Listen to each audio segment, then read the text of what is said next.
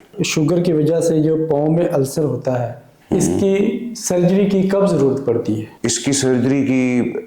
پہلے تو دیکھیں جب بھی ایک زخم ہوئے گا اس زخم کو ایک مائنر سی سرجری یا مائنر سی پٹی، ڈیبرائڈمنٹ، صفائی، زخم کی صفائی اس کی ضرورت تو ہوتی ہی ہے تاکہ وہ زخم جلد از جلد ہیل ہو جائے۔ اگر وہ زخم کو تمام تر علاج صحیح ملنے کے باوجود 3 مہینے ہو جائے اور وہ زخم ہیل نہ ہو سکے، زخم نہ بھر سکے، تو پھر وہ زخم ڈیفینیٹلی خون کی کمی کی وجہ سے ہی ہے اور اس مریض کو خون کی کمی کے لیے ایویلویٹ کرنا ضروری ہوتا ہے۔ اس کے علاوہ کبھی کبھار جن مریضوں کے اندر کوئی انگلی کا حصہ کالا رنگ کا ہو کے ضائع ہو جائے یا انگلی کی ٹپ کے اوپر بھی کوئی کالے رنگ کا چھوٹا سا نشان یا ڈاٹ بن جائے، تو یہ تمام تر علامات ہوتی ہیں جس کے اندر ہمیں ویسکولر سرجری کے ذریعے خون کی سپلائی بڑھانے کی ضرورت پڑ سکتی ہے۔ اس کے علاوہ ایک آخری علامت ہے جس کے اندر مریض کو مسلسل ٹانگ میں یا پاؤں میں درد رہنا شروع ہو جاتی ہے۔ بہت سارے شوگر کے مریضوں میں یہ والے فیچر نہیں بھی دیکھا جاتا کیونکہ ان کو